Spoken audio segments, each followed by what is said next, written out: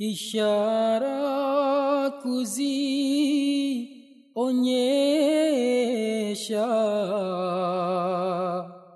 binadamu hawezi. Assalamu alaikum wa rahmatullahi wa barakatuh. Uhali gani mpenzi mtazamaji wa MTA Africa? Karibu sana katika wasaa mwingine wa kipindi chetu pendwa kabisa cha Ondosho la Kosa. Kipindi ambacho kinakupa fursa kuweza kufahamu na kukufafanulia mada mbalimbali za kiitikadi katika dini tukufu ya Kiislamu na kukupa mwanga mpya wa kuweza kujifunza katika zile mada ambazo tunazijadili hapa katika studio zetu za MTA Africa na kuweza kufahamisha namna ya kuweza kufahamu utaratibu hasa wa mafundisho ya dini tukufu ya Kiislamu. Kukataa kipindi hichi, jina langu ni Masihi Mrope na nipo na maulama ambao nitashirikiana nao kwa ajili ya kuweza kudadavua mada hii ya leo. Na mada yetu ya leo bila shaka ni maswali juu ya uwepo wa Mwenyezi Mungu, sehemu ya pili, ambapo hatukuweza kumaliza katika ile sehemu ya kwanza. Kulia kwangu ni Sheikh Tahir Ramadhani Marunda Sahib ambaye ni mtumishi na ni mbashiri wa Jumuiya ya Salamu Ahmadiyya. Na upande wake wa kushoto wa kulia ni Sheikh Shaban Uthman Shunda Sahib. Kwa ujumla wote ni watumishi wa Jumuiya ya Salamu Ahmadiyya, na natumia fursa hii kuweza kuwakaribisha ili kuweza kujadili mada hii ya maswali juu ya uwepo wa Mwenyezi Mungu. Karibuni sana. Bila shaka tulikwama katika kipindi kilichopita kwa maana hatukumaliza kuweza kuwafafanulia watazamaji yale ambayo tulikuwa tumeandaa kutokana na muda ambao ulikuwa ni mchache. Basi hii sehemu ya pili itaweza kufafanua kwa kina zaidi kuhusiana na mada hii ya maswali juu ya uwepo wa Mwenyezi Mungu. Nianze kwa Shetari Ramadhani Marunda Sahib, na naomba utuambie kwamba je, ni kwa jinsi gani tatizo la uovu na mateso duniani linapinga imani ya uwepo wa Mwenyezi Mungu? Karibu sana. Nashukuru sana. Billahi minash shaitani rajim. Bismillahirrahmanirrahim. Kimsingi tunaweza tukasema hili ni swali ambalo huwa linaulizwa na watu ambao wanahoji juu ya imani ya uwepo wa Mwenyezi Mungu, na swali hili lenyewe sio sahihi. Ili upate jibu sahihi lazima uulize swali sahihi. Kwa maneno mengine tunaweza kusema kwamba hili swali sio sahihi. Wao wanajaribu kutumia yale matukio yanayotokea duniani kama sababu ya kwamba Mwenyezi Mungu hayupo, ya kwamba kama corona inatokea na watu wanakufa kiasi hichi, sasa huyu Mungu ambaye anahubiriwa yupo, Mungu mwenye rehema, Mungu mwenye ukarimu, Mungu mwenye huruma, anakuwa wapi wakati watu wote wanakufa kiasi hiki? Yaani mtu anapoibiwa na anaathirika kwa kiwango kikubwa sana katika maendeleo yake, huyu Mungu mwenye huruma anakuwa wapi? Na kadhalika. Tukumbuke ya kwamba hivi vyote vinatokea na kutokea kwake vinathibitisha pia uwepo wa Mwenyezi Mungu. Kwa namna gani? Mwenyezi Mungu ambaye amethibitisha kwamba yupo ametupa maagizo ya namna gani tuishi, na amesema yeye ndiye ametuumba, na ametueleza pia makusudio ya kuumbwa kwetu. Ili tuyafikie hayo makusudio ya kuumbwa kwetu, kuna hiki na hiki na hiki cha kufanya, na kuna hiki na hiki na hiki cha kujiepusha nacho. Kwa hivyo tunavyofuata vile ambavyo ametuamrisha kuvifanya, ndio tunaweza kupata urahisi hata wa maisha yetu hapa duniani, na ndio maelezo ya Mwenyezi Mungu. Na tunapofuata vile ambavyo Mwenyezi Mungu ametukataza kufuata, ndio tunaweza kupata athari hasi za yale ambayo Mwenyezi Mungu ametuepusha nayo. Kwa maana unamaanisha kwamba endapo kama utafuata misingi na kanuni zile ambazo Mwenyezi Mungu amezipanga, ndipo utapokuwa umefuata utaratibu ule ambao Mwenyezi Mungu anautaka. Bila shaka. Ukitoka nje ya misingi na kanuni, hii sio kwamba hutaweza kumlaumu yote kwamba pengine Mwenyezi Mungu hayupo ndio maana nimepata majanga haya, isipokuwa wewe mwenyewe umetoka nje ya mstari. Bali lenyewe linakuja kuthibitisha kwamba ni kweli Mwenyezi Mungu yupo, kwa sababu kila jambo ameeleza kwamba ukifanya hili athari yake ni hili. Mwenyezi Mungu anasema katika Qur'an kwamba yeye anatuamuru tufanye uadilifu na ihsan na ita'i dhil qurba, yani wema kiasi hiki kwamba kana kwamba unamfanyia wema mtu ambaye yuko karibu na wewe kwa uhusiano wa damu kabisa. Na anatukataza mambo gani? Alfahsha wal munkar wal baghi. Maelezo ya haya maovu alfahsha na munkar na baghi yako ya aina tatu, ni maovu ya aina tatu ambayo yote huwa yanafanywa na wanadamu, na ndio Mwenyezi Mungu anatukataza. Alfahsha ni maovu ambayo yanaweza kumuathiri. Yapo maovu yanayonasibishwa na fahsha mengi sana, kama zinaa na kadhalika, ambayo mwanzo kabisa yanamuathiri mwanadamu mwenyewe. Na munkar ni hatua zaidi ya alfahsha, ni maovu ambayo hayamuathiri yeye mwenyewe, bali yanamuathiri hata mtu mwingine kwa kiwango kidogo, yani watu ambao wanamzunguka. Na munkar ni albaghi, ni uovu ambao haumuathiri mmoja au wawili au watatu au watu wanawazunguka, bali ni jamii nzima inapata kuathirika. Kwa mfano, mtu aje akuibie wewe, hautapata madhara? Utapata madhara, hautapata maumivu? Utapata bila shaka. Analaumiwa vipi Mwenyezi Mungu? Bali hilo linakuja kututhibitishia kwamba Mwenyezi Mungu kweli yupo. Alishakataza vitu hivi, na akakataza kwa sababu ya athari mbaya zinazopatikana kutokana na vitu hivi. Na vitu alivyotuamrisha ukivifanya unapata faida ya vile ambavyo unavifanya, na ile yenyewe inatakiwa ije ituthibitishie kwamba ni kweli Mwenyezi Mungu yupo. Kwa hiyo majanga ambayo yanatokea si ishara kwamba Mwenyezi Mungu hayupo, bali ni ishara kwamba Mwenyezi Mungu yupo. Labda kama hujaingia, nimekumbuka kuna kisa kimoja hapa. Tunasema alitufundisha kwamba kwanza funga farasi wako kisha mtegemea Mwenyezi Mungu. Kisha ndo mtegemea. Ukimwacha farasi bila kufunga, uweze kulamu kwamba Mungu haipo hajamlinda. Hapo yeye yafuata lolote. Na pia hapo kama alivyoeleza kwamba swali lenyewe lilikuwa sio swali sahihi. Na pia imetolewa majibu kwamba hata kama swali sio sahihi, basi tunawapa majibu sahihi, kwa sababu ameeleza kwamba uwepo wa uovu katika dunia hii ni kutokana na vitendo vyetu ambavyo tumechupa mipaka ambayo tulikuwa tumewekewa na Mwenyezi Mungu. Na pia tunaweza tukatolea mfano kwamba sasa hivi uovu upo, polisi ipo, si ndio? Bila shaka. Na tunaweza tukasema kwamba uwepo wa uovu unatuambia ni lazima polisi awepo. Umeona, kwa sababu kama polisi wa kazi gani ikiwa hakuna uovu katika jamii? Kwa polisi wapo ili kukomesha uovu. Kukomesha uovu.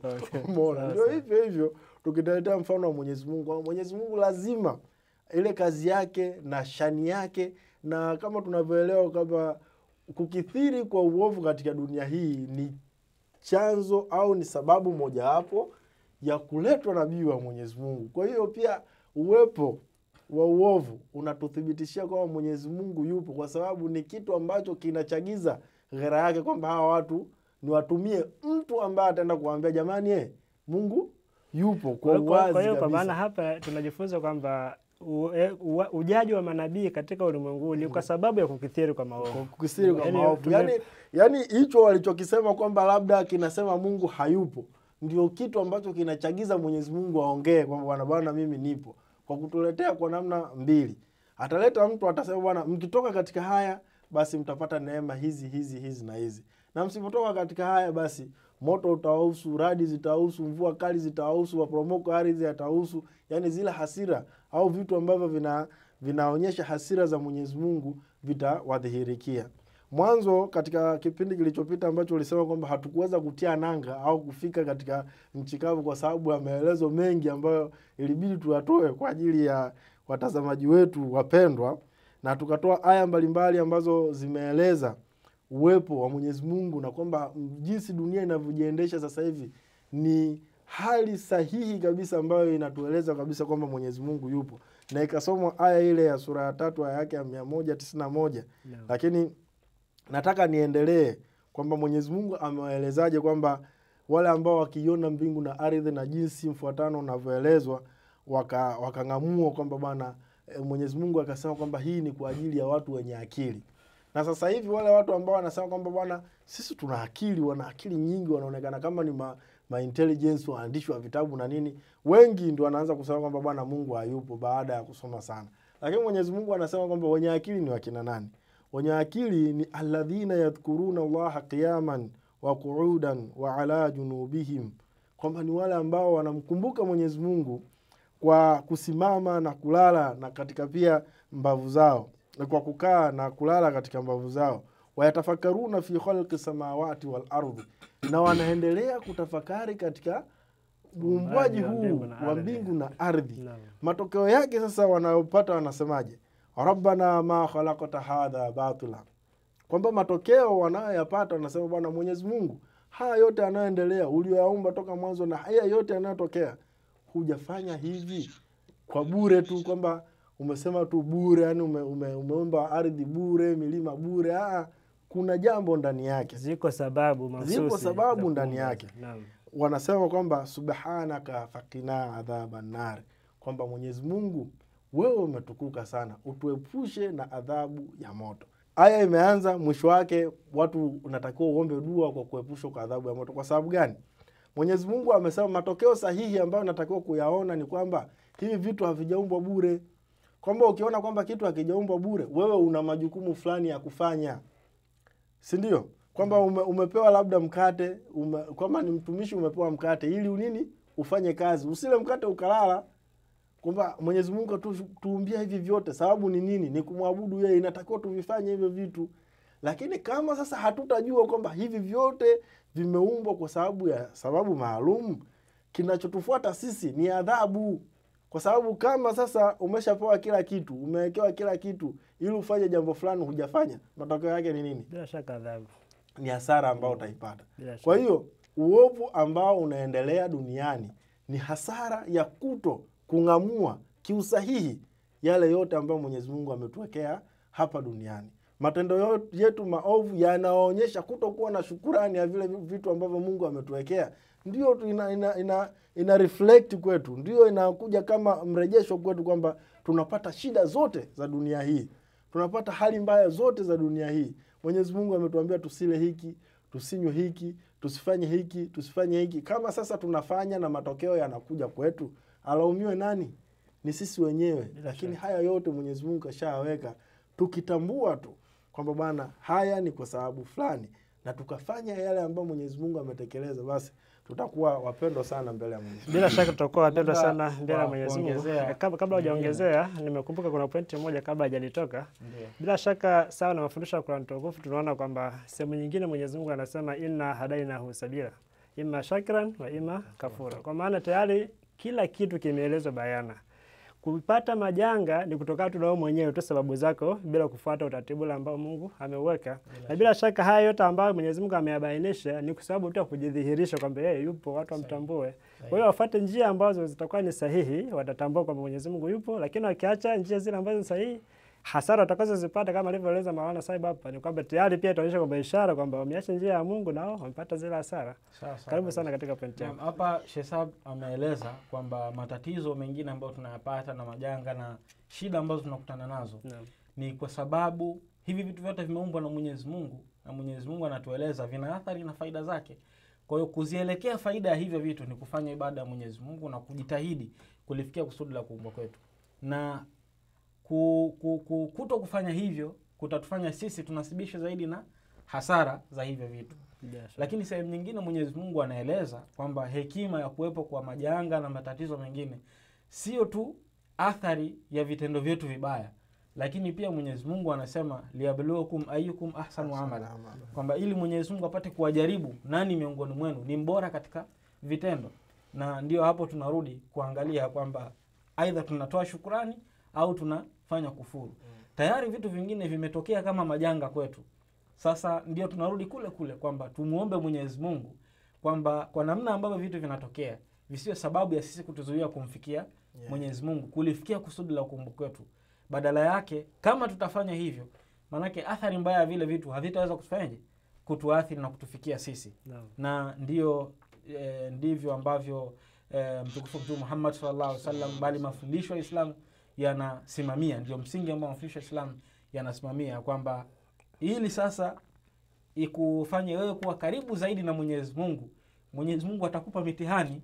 Ili Mwenyezi Mungu akufanye uwe karibu zaidi na yeye, atakupa mitihani. Kwa sababu gani? Ukishapewa mitihani, utafanya jitihada ya kupata kinga dhidi ya ile mitihani, dhidi ya yale mabalaa, dhidi ya majanga. Na hiyo kinga inatoka kwa Mwenyezi Mungu pekee.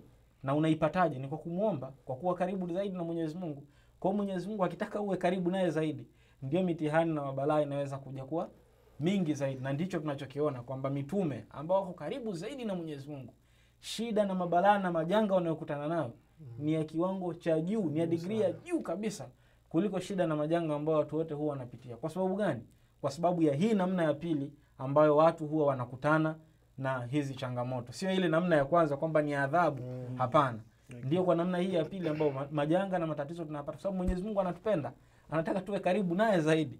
Ili tupate kinga yake lazima tukutane na mabalaa. Na tukikutana na mabalaa kama alivyoeleza, nitakuja kwako Maulana Shunda kwamba tunatakiwa tuombe kwamba Rabbana ma khalaqta hadha batila, kwa maana haya yote yametukuta si bure tu, liko somo ambalo tulisome na tujikinge kwa Mwenyezi Mungu bila shaka. Na ulikuwa na lakini sasa ndio ulikuwa nataka nionyeshe utofauti kama alivyoeleza Sheikh Saibu kwamba majanga wanapata watu wote wema na wasio walio wabaya.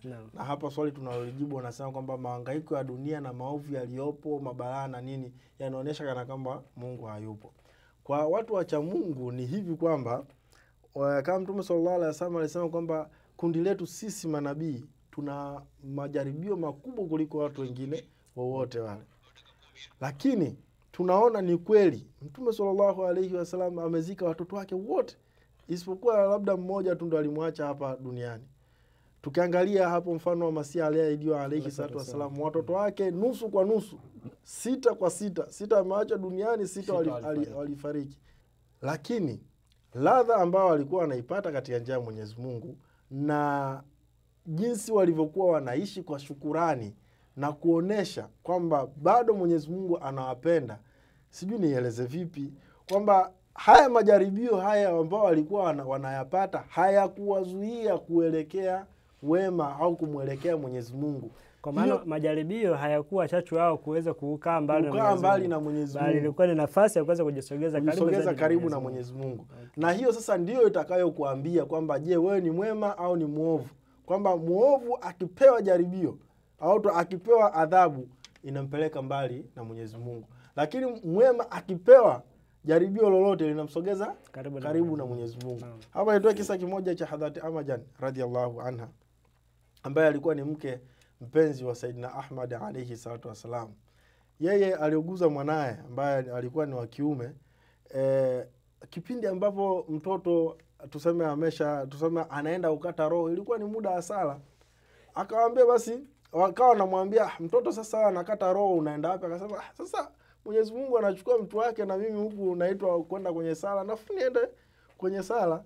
Umeona kwamba mama alikuwa radhi kiasi hichi kwamba anamwacha mtoto wake anafariki, yeye akienda kwenye sala, kwamba ladha yake iko wapi? Kwamba Mwenyezi Mungu ndio ladha ya muaminio. Na Sayyidina Ahmad alayhi salatu wasallam alieleza kinagaubaga, na ndio fadhila ya kujiunga na jumuiya ya Uislamu. Asante sana Shunda Saibu. Na bila shaka pia nimekumbuka kuna maelezo fulani ya Mtume mtukufu sallallahu alaihi wasallam, aliwahi kuambia masahaba zake kwamba kama laiti kama yale ambayo mimi nayaona mngekuwa mnayaona na nyinyi, bila shaka mngelia sana na mngecheka kidogo. Kutokana kwamba tayari manabii wana mambo mazito zaidi kuliko wafuasi wale wa kawaida. Hii ni kutokana kwamba tayari kama jinsi ambavyo Sheikh Taira alieleza kwamba manabii wanapata majaribio makubwa zaidi kwa sababu ya nini?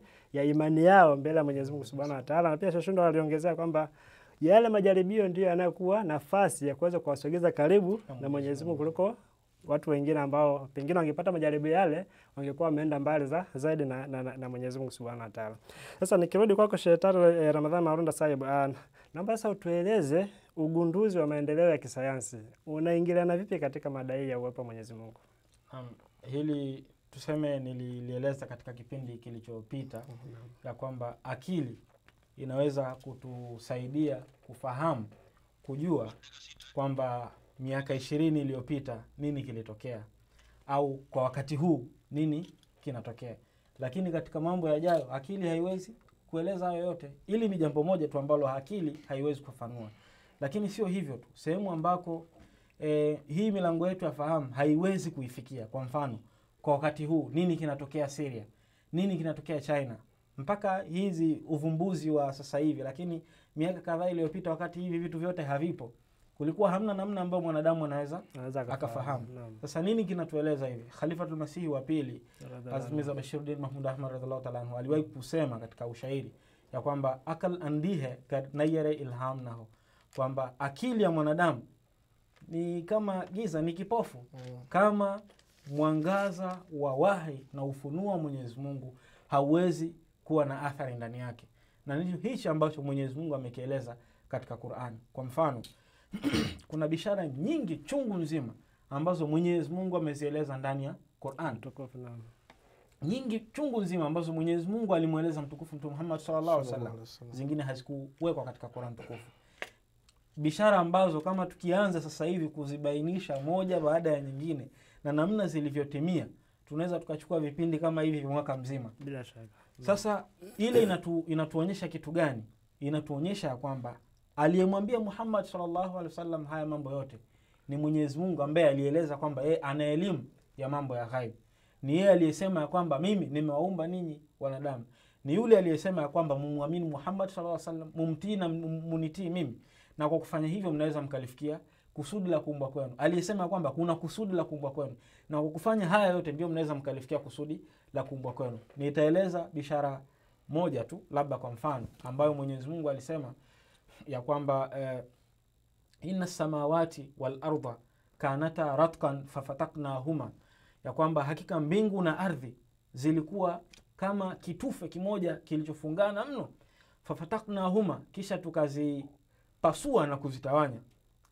Waja'alna min alma'i kulla shay'in hayy, kwamba kisha tukaumba kila kitu tukakipa uhai kutokana na maji. Kwamba hizi zote ni hatua za maumbile ambazo Mwenyezi Mungu anazieleza. Lakini kabla ya hapo Mwenyezi Mungu anasema awalam yara alladhina kafaru, kwamba je, waliokufuru hawaoni ya kwamba nini? Anna samawati wal arda kanat ratqan, kwamba hichi ambacho nimekieleza kabla. Kwa hiyo Khalifatul Masih wa pili radhiallahu ta'ala anhu anaeleza kwamba maneno ya Mwenyezi Mungu mwanzoni mwa aya awalam yara alladhina kafaru, kwamba je, wale waliokufuru hawaoni ya kwamba mbingu na ardhi zilikuwa kitufe, kisha na kadhalika na kadhalika, tukakipa kila kitu uhai kutokana na maji. Khalifatul Masih wa pili akaeleza kwamba hizi zilikuwa ni namna za maumbile ambazo Mwenyezi Mungu ameeleza katika Qur'an, na akaashiria kwa yale maelezo yake ya mwanzo kwa kuwataja makafiri ya kwamba uvumbuzi wa hivi vitu na vingine vingi kuhusiana na maumbile havitafanywa na waaminio, bali vitakuja kufanywa na makafiri baadaye, watu ambao hawamwamini Mwenyezi Mungu. Na ndio kinachotokea. Watu ambao hawamwamini Mwenyezi Mungu wanakuja kututhibitishia kwamba ni kweli dunia, jua na sayari na vyote vya ulimwenguni vinazunguka. Wanakuja kututhibitishia kwamba hivi vitu vyote ulimwenguni vilikuwa kama tufe. Wanakuja kututhibitishia kwamba hakika maji ndiyo chanzo cha uhai. Basi Mwenyezi Mungu anamalizia mwisho wa fala ya akilun, kwamba je, hawatumii akili? Kwa hiyo akili yao hiyo wanayotumia bado haijitoshelezi kama wahi na ilhamu ya Mwenyezi Mungu. Haiwezi kutumika kujibu maswali yao ya ziada ambao ndio haya tunayajibu. Na pia jana nilikuwa nasoma Ifahe Kudusi kwenye hili ili kwamba ni namna gani kwamba hawa Mwenyezi Mungu wanasema wana akili na vipi wanagundua, na Sayyidina Ahmad alayhi salatu wasallam akaelezea hii aya hii kwamba ni ishara liulil albab, kwamba ni ishara kwa watu wenye akili. Lakini Sayyidina Ahmad alayhi salatu wasallam akasema kwamba kiukweli hawa watu hawana akili, kwa sababu hawaanguki kwenye vigezo vya watu ambao wana akili. Alladhina yadhkuruna Allah qiyama wa qu'udan ala junubihim, bali Mwenyezi Mungu amesema kwamba innamal ulama innama yakhsha Allah inda Allah min ibadihi ulama, kwamba wale ambao wanamcha zaidi Mwenyezi Mungu katika watumishi wake ni maulama wenye elimu zaidi. Bila shaka elimu ambayo inakusudiwa hapa ni kama jinsi ambavyo umeeleza kwamba ni ile ambayo ina wahi ndani yake, sio elimu hii ambayo tunaona wafumbuzi wanafumbua vitu ambavyo vipo wazi, lakini mwisho wa siku wanashindwa kutafakari kwamba vitu hivi yuko aliyevifanya naye nani? Mwenyezi Mungu. Na pia nikitaka kumalizia, kabla hujaniuliza maoni, labda utanipa hiyo nafasi niendeleze jibu la Maulana hapa kwamba hizi gunduzi zote, hizi fumbuzi zote ambazo zinaendelea sasa hivi, na hawa ambao wanasema wana akili wanafikia kwamba hawawezi kutafakari tu kwa akili ndogo kwamba haya yote tunayagundua, mbona kana kwamba humu katikati kuna mtu ambaye ana akili namna kubwa sana kwamba ameviweka hivi. Yani kuna nyuzi ndogo ambao wanashindwa kuitambua, wanashindwa kuigundua. Katika sura Ar-Rahman Mwenyezi Mungu alivyoeleza kwamba bwana mnaweza mkafanya gunduzi na nini, akasema kwamba mnaweza mkaenda ila bisultani, kwamba mnaweza mkafikia hizo gunduzi zote na kila kitu vyote, lakini kwa kanuni maalum, kwa uthibitisho maalum. Kwa mfano sasa hivi huwezi kwenda huko Mazi ukaenda kujenga na nini kila kitu, lakini lazima uwe na chombo fulani specific ambazo kitakupeleka, ambazo sasa hiyo ni dalili ya kukupeleka, hiyo ndio sultani ya kukupeleka. Kwa hiyo Mwenyezi Mungu alisha challenge mara tuseme mwanzo kabisa kwamba watafanya kila kitu, lakini kwa misingi ambayo Mwenyezi Mungu alishaiweka, lile duara ambayo Mwenyezi Mungu amelitengeneza ndilo atakalokuwa anazunguka humo. Kwa hiyo sasa hivi binadamu aonekane kabisa kwamba anaweza akapandikizwa sijui figo ya nguruwe akaishi, ila bisultani, kwamba awe na yakini kabisa kwamba inaweza ikafanya kazi, na yeye hataonekana kwamba yeye ndio mtu wa kwanza, lakini itaonekana kwamba haya anafuata kanuni ambayo Mwenyezi Mungu ameweka, kwamba law of nature ambayo Mwenyezi Mungu ameshaiweka hapa duniani na ina operate, hiyo ni lazima mtu aifuate kufikia ugunduzi wote. Asante sana Shashunda Saib, na nitabaki kwako labda kukumalizia niweze kukuuliza Islamu inamtambulishaje sasa Mwenyezi Mungu? Na Islamu imemtambulisha Mwenyezi Mungu kinagaubaga kiasi hiki kwamba binadamu hapati shida kwenda kutengeneza taswira yoyote nyingine ambayo labda itamfanya aende mbali sana na imagination ambayo Mwenyezi Mungu amemwekea. Sura Al-Fatiha ambayo tunasema ni dibaji ya Qur'an tukufu, pale Mwenyezi Mungu alimaliza kabisa katika kujieleza kwamba yeye ni nani. Sifa zote 4 ambazo zinamfanya mwanadamu kuanzia hayupo hapa duniani, kuzaliwa kwake na kuishi kwake, kuchuma kwake na kupata kwake, na jinsi gani Mwenyezi Mungu atampa zawadi katika hii dunia, bali pia atakapoenda mbele ya Mwenyezi Mungu atafanya nini, atahukumiwaje, imeeleza katika surati Fatiha katika zile sifa 4 muhimu za Mwenyezi Mungu. Kwa hiyo mtu anaweza akaenda akaiangalia surati Fatiha vizuri, na ile surati Fatiha jinsi ilivyoeleza, huwezi ukatengeneza taswira ya mtu kwa sababu ni sifa za Mwenyezi Mungu. Kwa hiyo wewe utavutiwa na ule uzuri ambao Mwenyezi Mungu amejieleza, au zile nguvu ambazo Mwenyezi Mungu amejieleza, na wewe itakufanya kwamba lazima nimtumikie au nitumikie uwepo wa namna hii. Ni lazima uweze kufahamu sifa za Mwenyezi Mungu kupitia surati Fatiha. Ndio maneno ambayo Shashunda unamalizia, na nawashukuru sana kwa kuweza kukamilisha kipindi hiki cha leo. Na mpenzi mtazamaji, bila shaka umeweza kujifunza mengi yale ambayo tumeeleza katika kipindi hiki, nami nikusie tu kwamba usibadilishe chaneli yako, endelea kubaki hapo hapo ufaidike na vipindi vingine vinavyoendelea hapa MTA Africa. Assalamu alaikum wa rahmatullahi wa barakatuh.